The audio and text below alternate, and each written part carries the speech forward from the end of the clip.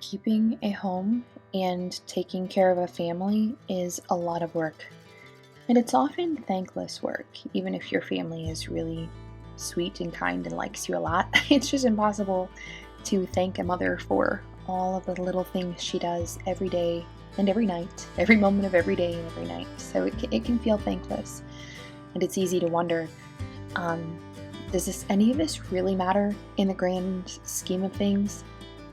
Isn't it good enough just to get the job done? Are all of the little efforts and the little things that I do, do those really make a difference? We're going to talk about my answer to that question today and how it relates to being a Catholic and the satisfaction that I have found in homemaking as a Catholic. We're also going to talk about a pet peeve of mine, and we'll just get right to it. It's about freshly milled flour, specifically in regard to sourdough artisan bread. So, if you are familiar with sourdough baking, um, when you use a good sifted refined flour that you buy at the store, like a King Arthur's bread flour, you can get a very nice, light, airy, fluffy sourdough artisan loaf with big holes in it. It's like a cloud, so light and airy. Absolutely delicious.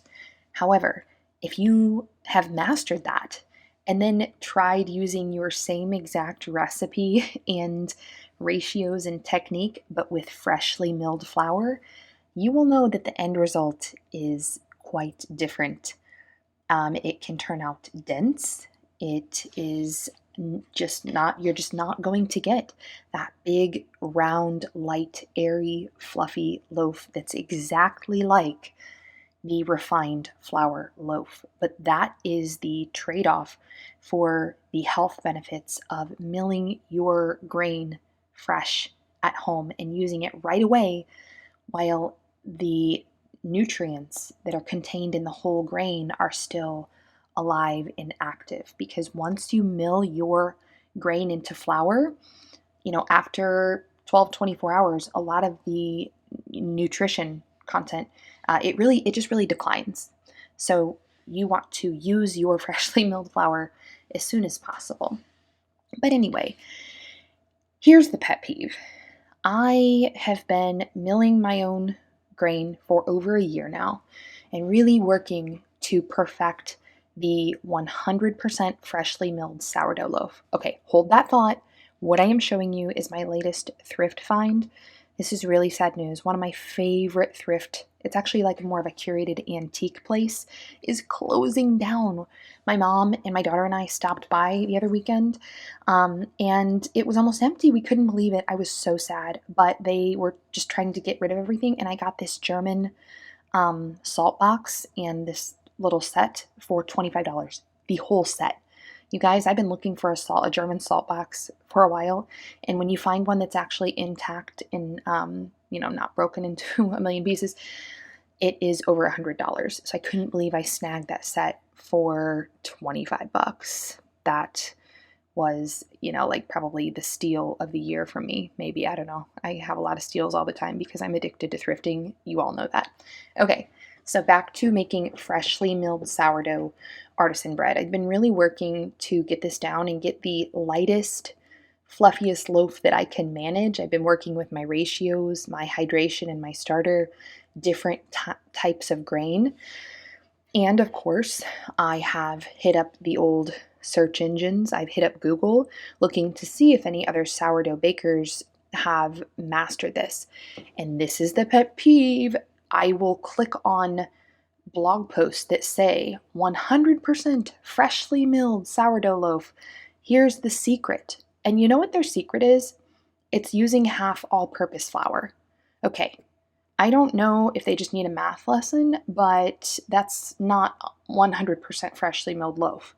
That's a 50% freshly milled loaf. So that's the pet peeve, and I'm ticked off. I'm ticked off about it. I, have not been made czar of the sourdough internet yet, but if I am, then they're going to go to internet jail for a day, and hopefully they will change the title. of that. So anyway, that's not what we're doing here. I am going to show you and tell you about my recipe and my ratios for making a true 100% freshly milled sourdough loaf that is actually edible and beautiful and light and holds its shape. And we will not be sifting any flour. No all-purpose flour, no additives, just grain, water, and salt. If you're wanting to enjoy the deliciousness and benefits of sourdough without all of the work and all of the timing, which can get a little bit complex, then wild grain is just the thing for you. Wild grain is the first of its kind bake from frozen subscription box for sourdough breads, artisanal pastries, and fresh hand-cut pastas made by the best small bakeries around the country. How it works is you get to customize your wild grain box every month, and they do have gluten-free, plant-based options or traditional options. If you want to get a mix of sourdough breads and pastas, they have anything and everything when it comes to baked goods. Everything goes from freezer to table in less than 25 minutes. So that's a lot less time than a sourdough artisan loaf that you make from scratch that can take 12 to even 24 hours from start to finish. Right now, my freezer wild grain stash includes butternut squash and cheese ravioli and croissants. I mean, these are like one of our favorite things from wild grain. My kids always ask me, can you get more croissants from wild grain? Just like a whole box of croissants. And by the way, when you use my code HOPEWELL, you will get $30 off your first order from wild grain, and you'll get free croissants for life.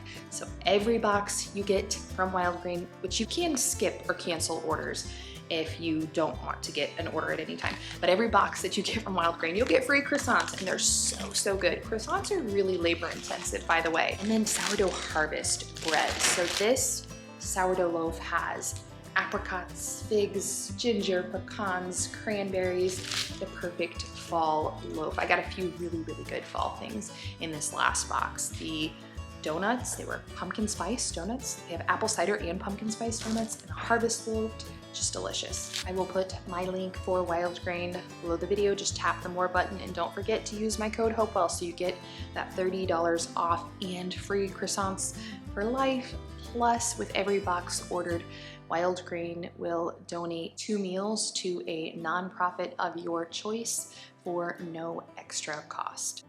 So in this video, this was just a prep day for me. I was making several things. I made enough dough for a couple classic artisan loaves, and then I made dough for 2 Pullman loaves, which the Pullman loaves, you'll see them later in the video. Those are like the long square sandwich loaves. I love making them. I love keeping them in my freezer because they're just great for making sandwiches, making French toast, and they're pretty. And yeah, we go through a lot of those. I made a triple batch of my sourdough biscuit dough as well, because that is a really great all-purpose, like buttery, flaky dough that I use for making cinnamon roll biscuits. I use them for classic biscuits. I've made like cheddar bay biscuits, and then also if you roll it out really thin, you can make dumplings for chicken and dumplings. So it's a good all-purpose dough. If I make like a double, triple batch or whatever, then I can keep it in the fridge and then pull the dough out throughout the week when I want to make biscuits or cinnamon rolls or dumplings. So yeah, this is what a prep day looks like for me. Making dough for breads, biscuits, and things like that. And then I did actually get, I believe later on in this video, I did make a huge pot of harvest chili as well. I like to keep a big pot of soup or stew or just something, a pot of something in the fridge, like a huge pot of something that is good for 3 to 4 meals for my entire family, because, you know, then I just always have something when I'm not prepared, which happens a lot because, I don't know, you know, we just have stuff come up on the farm.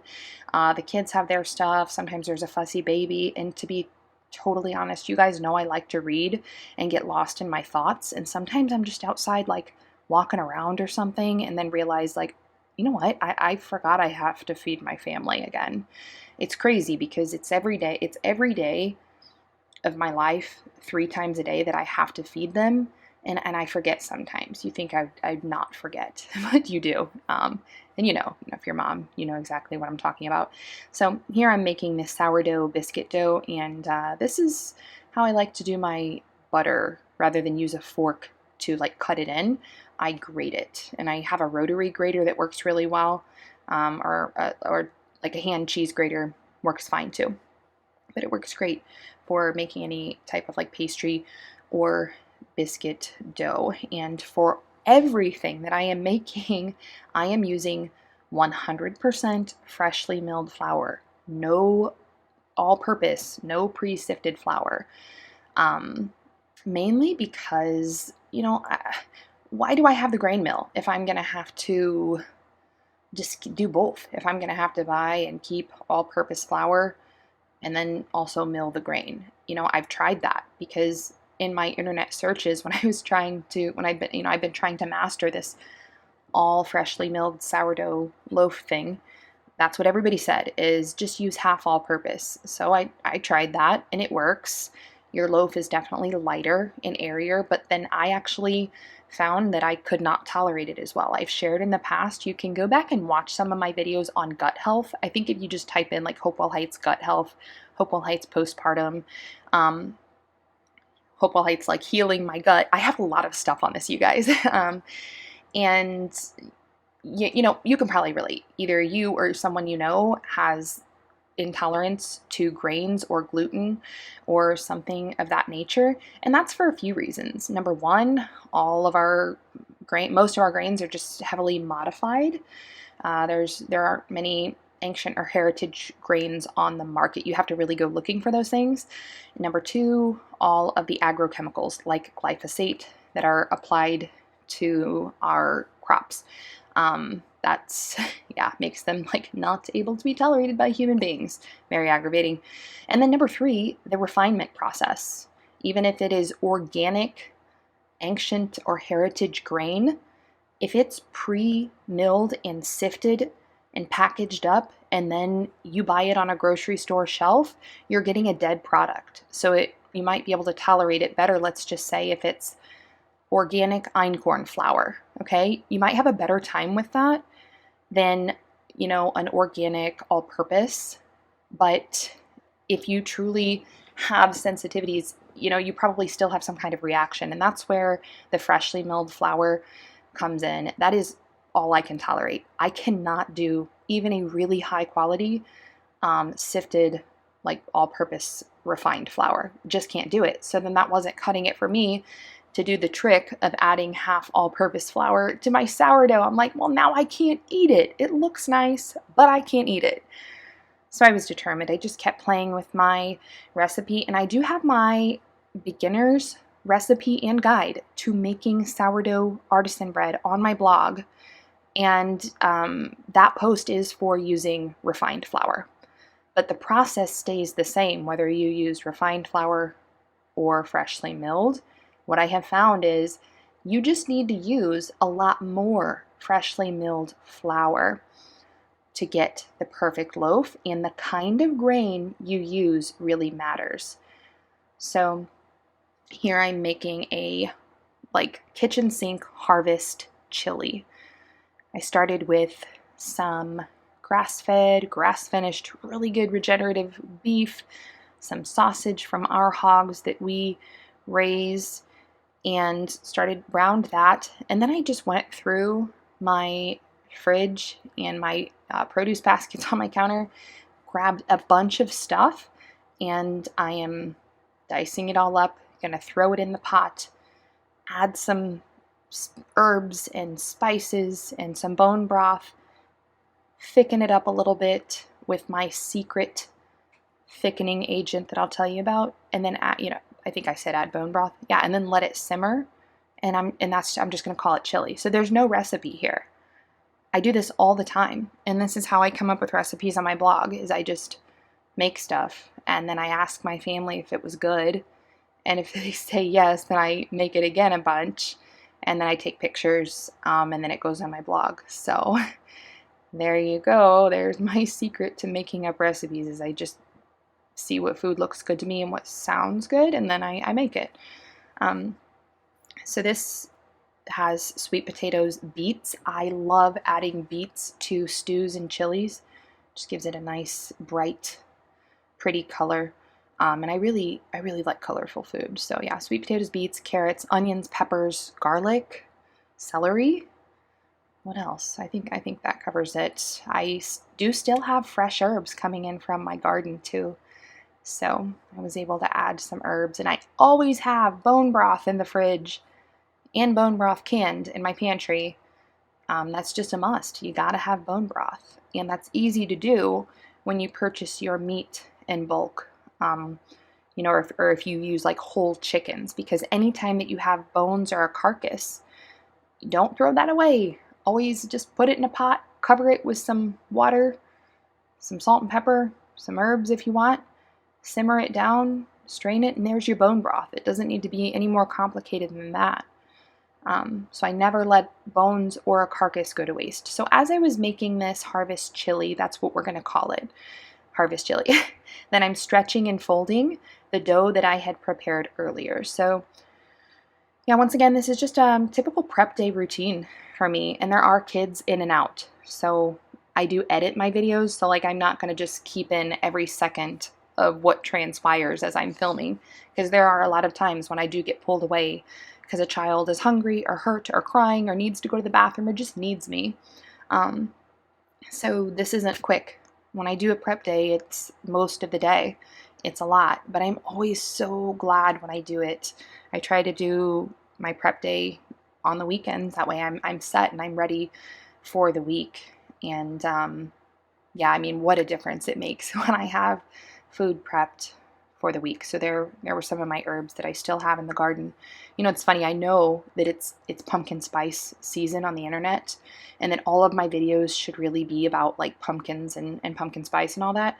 But in the real world, especially like in zone 6 where I live, it still looks like summer outside. You have some trees that are just starting to turn, but you'll see later in this video, my morning glories are like in full glory. They're in full bloom. I mean, there are still flowers and birds chirping, and it just kind of still feels like the end of summer. It doesn't even really feel like fall just yet. So I guess I'll get to the pumpkin and the pumpkin spice things maybe a little bit later in the month, or toward November, like toward Thanksgiving. So just continuing my cooking and my stretching and folding of my dough, and the magic ratio that I have come up with for the perfect sourdough artisan loaf is 1.5 cups of water, 1 cup of active sourdough starter, and 500 grams of flour, which I actually measure out that 500 grams before I mill the wheat. So I know that 500 grams of whole wheat before it's milled, that's 2.5 cups. So I just use my scoop to get 2.5 cups of wheat. I mill it, and I know that will give me 500 grams of flour.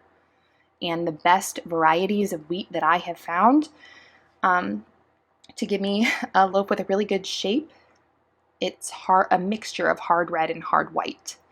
So I use half hard red and half hard white. So that's it.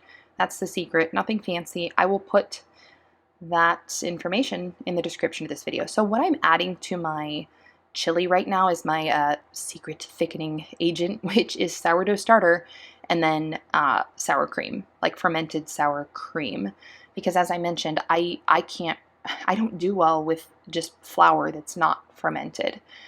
So there are ways around that. You know, if you're a person that has sensitivity to gluten or to refined flour, this just might be something to try. Obviously, no guarantees that you'll be able to tolerate it, but you can be creative and use fermented flour, which that's all that a sourdough starter is. It's just fermented flour in the place of most things that you would use flour for. So you can use it to make thickened soup. You can use your sourdough starter to thicken soups, gravies, all kinds of things. Okay, so that loaf that I just showed you was actually from Wild Grain, because It's funny, on this night, even though I was preparing so much sourdough bread, it wasn't ready to bake. And I wanted to serve bread with this harvest chili.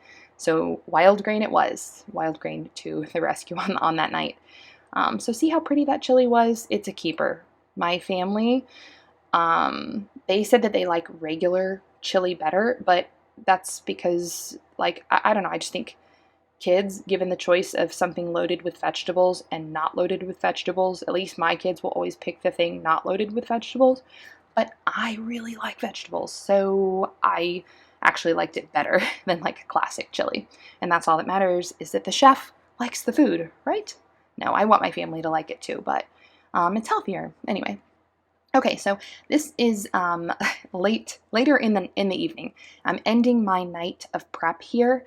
My dough has fully proofed, and so now I am dividing it, weighing it to make sure my loaves are, even, and then shaping everything. Once all of the dough is shaped, then it will go in the fridge to cold proof overnight. Then it will be ready to bake in the morning. So yeah, that's a typical sourdough day for me. As sometime I make sure to feed my starter the night before I get started, or if I forget, I'll just do it real early in the morning, and then I'll start my dough sometime mid morning, and then throughout the day I'm stretching and folding and letting it proof. In the evening, I shape the dough, put it in baskets or whatever I'm going to be baking it in, and then let it cold proof overnight to bake the next day. So as you see, sourdough is a process. It's intimidating at first, but like now it's second nature. It's just no big deal. It doesn't seem intimidating to me at all, and I think that's true for a lot of things that you do in the kitchen. Actually, just for a lot of skills. I think a lot of homemaking skills. They seem intimidating. It seems like a whole lot to take on until you do it, and then it's like, oh well, this wasn't so bad. So let's talk about Catholic homemaking. Is that a thing? Catholic homemaking? Like a special kind of homemaking? I don't know. It's just like homemaking as a Catholic person, I found is deeply satisfying because of the acknowledgement that Catholics have for the work that we do. The Catholic Church teaches that growing in holiness with God's grace, it's actually a relationship, a two-way relationship where God gives us the grace, all the grace that we need. And we have the choice to cooperate with that grace or not.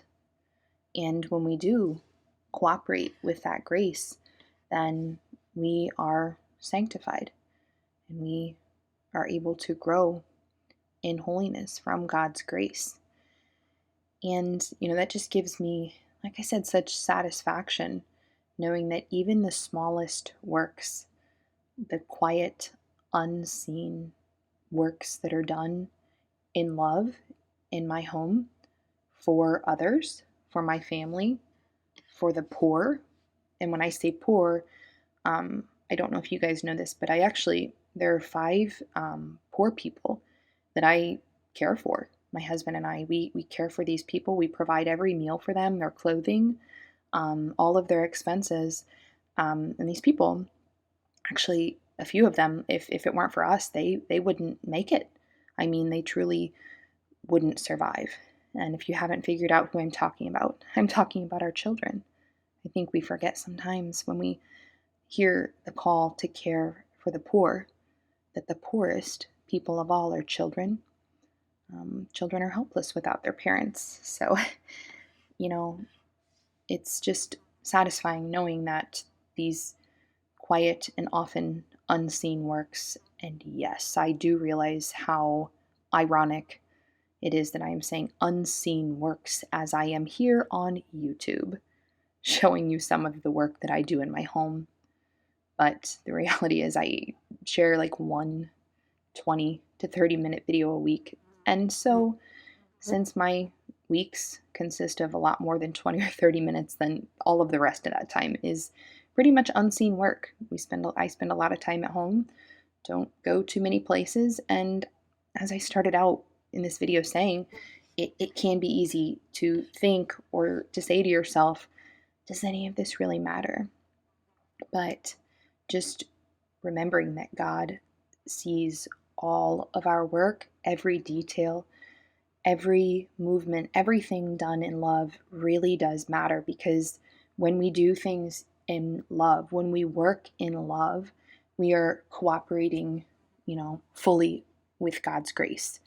God loves a cheerful giver and a cheerful worker. So, we can cooperate kind of like while kicking and screaming. That's one thing.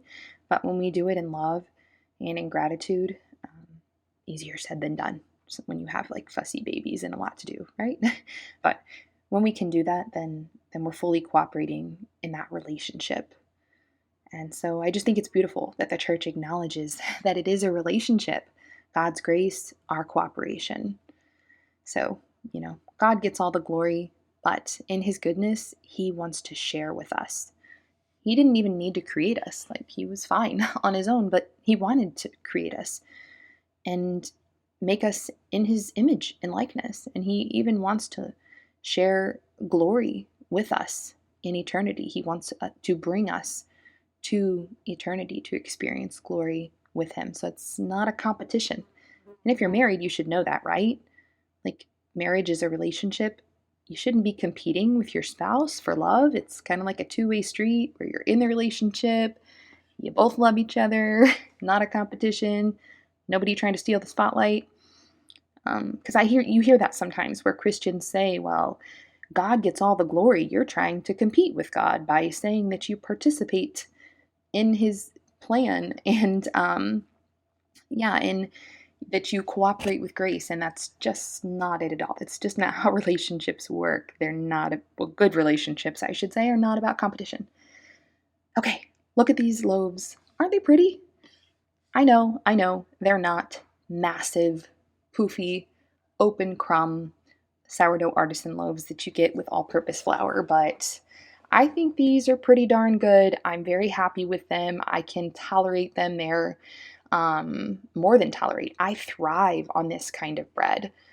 Fully 100% freshly milled flour and long fermented with sourdough. I absolutely thrive with this. Zero bloating. I was telling my mom I can eat like half of this loaf in a day and not gain any weight.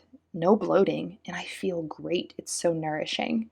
If you want to learn more about the nourishment that you can have with freshly milled bread that how our ancestors ate it, then you need to look into Sue Becker's book about, I forget what it's called. It's something like the Freshly Milled Flour book or something like that. If you just type in Sue Becker on Amazon, it'll come up. So yeah, look at this pretty loaf. All right, well, that wraps up our chat today. All of my recipes can be found on my blog, hopewellheightsblog.com. I will put some notes on my freshly milled sourdough artisan loaf in the description below the video. I don't have an exact recipe for this harvest chili, but you saw me throw it together, and I would encourage you just to try it out. It is absolutely delicious with some good, thick, rich fermented sour cream and sourdough bread. All right, that's it this week. I will see you guys next week.